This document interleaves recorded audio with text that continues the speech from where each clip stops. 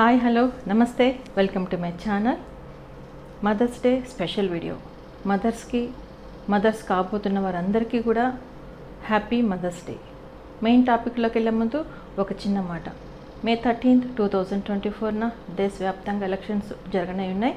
ప్రతి ఒక్కరు కూడా మీ విలువైనటువంటి ఓటును వినియోగించుకోవాలి. ప్రతి ఒక్కరు కూడా ఓటు వేయాలని కోరుచున్నాను. Thank you so much. ఇది మదర్స్ కోసం చేస్తున్నటువంటి స్పెషల్ వీడియో కాబట్టి దీన్ని ఎక్కడ కూడా స్కిప్ చేయకుండా కంప్లీట్గా చూడండి. నా వీడియో మీకు నచ్చినట్లయితే ప్లీజ్ నా ఛానల్ లైక్ చేయండి, షేర్ చేయండి, తప్పకుండా సబ్స్క్రైబ్ చేయండి. Thank you so much.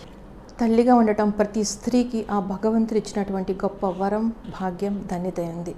తల్లి అంటేనే ఒక బాధ్యత. ఈ బాధ్యత రోజులతోనూ సంవత్సరాలతోనూ ఆగిపోయేది కాదు, కానీ బ్రతికినంతకాలం ఈ బాధ్యతల్ని మన పిల్లలకు అలా క్యారీ చేస్తూనే ఉండాలి. ఎన్నో అసౌకర్యాలు, ఒత్తిడులు ఉన్నా కానీ ఆ మాతృత్వంలో ఉన్నటువంటి ఆ మాధుర్యాన్ని ఆ స్త్రీ పొందుకుంటుంది. ఆ మాతృత్వంలో ఉన్నటువంటి ప్రేమను, జ్ఞానాన్ని, ఉపదేశాన్ని, నిజాయితీని, యథార్థతను, విలువలను ఆ తల్లి ఆ బిడ్డకు బోధిస్తూ పెంచుతుంది. ఆ ఘనమైన స్థానం, ఆ విలువైన స్థానం కేవలం తల్లికి మాత్రమే దక్కుతుంది. గర్భఫలం అనేది దేవుడిచ్చినటువంటి గొప్ప బహుమతి అయినది. ఈ బంధం బలమైనది, ఈ ప్రేమ శాశ్వతమైనది. ఏదో దారాన్ని 2 ముక్కలు చేసినట్లు విడదీసే బంధం కాదు ఈ బంధం. ఇది పేగుబంధం, రక్త సంబంధం.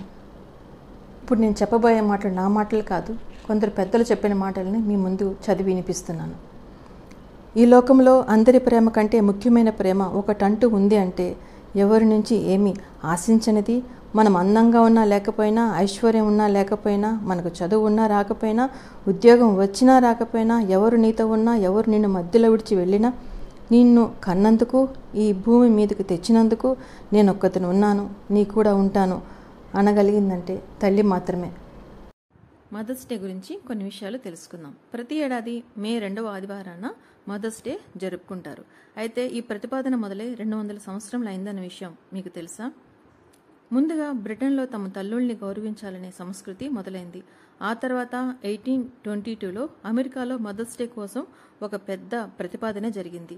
జూలియా వరల్డ్ హోవే అనే మహిళ కన్నతల్లుల రుణం తీర్చుకునేందుకు ప్రతి సంవత్సరం మే 2వ ఆదివారాన మదర్స్ డేను నిర్వహించాలని ప్రతిపాదించారు. అయితే ఈ ప్రతిపాదన కార్యరూపం దాల్చి అమలుకు నోచుకునేసరికి దాదాపు 100 ఏళ్లు పట్టింది. 1914 మే నెల 2వ ఆదివారాన అమెరికాలో మదర్స్ డే జరుపుకోవడం ప్రారంభించారు.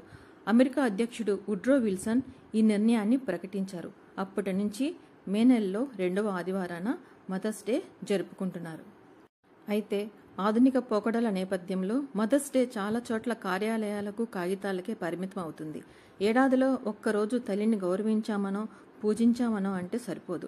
ఇప్పటికీ రోజు ఎక్కడో ఒక చోట కన్నతల్లిని రోడ్డు మీద వదిలివేసిన సంఘటనలు, పుష్కరాలలో వదిలివేసిన సంఘటనలు, రైల్వే స్టేషన్లలో వదిలివేసిన సంఘటనలు, ఇంట్లో నుంచి బయటకు తోసివేసిన సంఘటనలు జరుగుతూ ఉండడం బాధాకరం. భార్య, భర్త, బిడ్డలు ఒక కుటుంబంగా సంతోషంగా ఉంటున్నారంటే ఒకప్పుడు ఆ తల్లిదండ్రులు వాళ్ళని పెంచి, పోషించి ఒక కుటుంబంగా ఏర్పాటు చేయబట్టే కదా. కుటుంబంలో అందరూ కలిసి ఉంటున్నప్పుడు ఏదో ఒక సందర్భంలో చిన్న చిన్న మనస్పర్ధనలు రావచ్చు. అటువంటి అప్పుడు పెద్దలు పెద్ద మనసుతో తమ బిడ్డలను క్షమించాలి. పిల్లలు కూడా వారు పెద్దవారు కదా అని వారి మనసును అర్థం చేసుకోవడానికి ప్రయత్నించాలి. అంతేగాని వారి మీద కోపపడుతూ అక్కడ ఇక్కడ వదిలేస్తూ వృద్ధాశ్రమాల్లో చేర్పించకూడదు. చూడండి, ఈ వృద్ధులందరినీ చూడండి, వీళ్ళందరూ ఇప్పుడు వృద్ధాశ్రమంలో ఉంటున్నారు.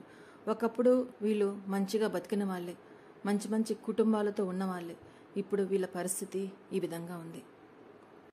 వీళ్ళకి భోజనాలు వడ్డిస్తుంటే ఎంత హ్యాపీగా ఫీల్ అవుతూ ఉంటారో, వాళ్ళ ముఖంలో ఎంతో ఆనందాన్ని మనం చూస్తాం.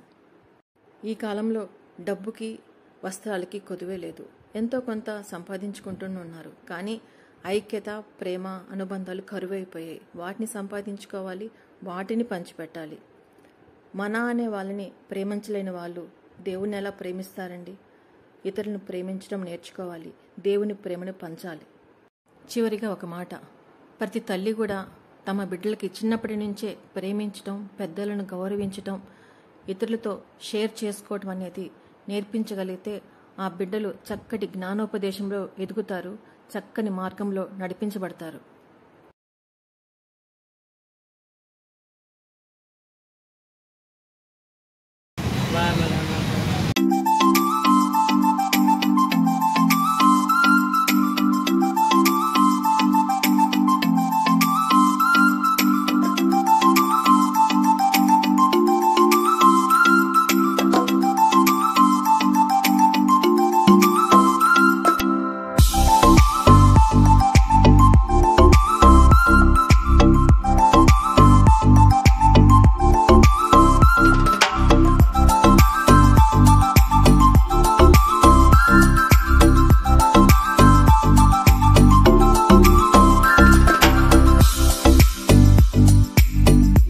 For watching.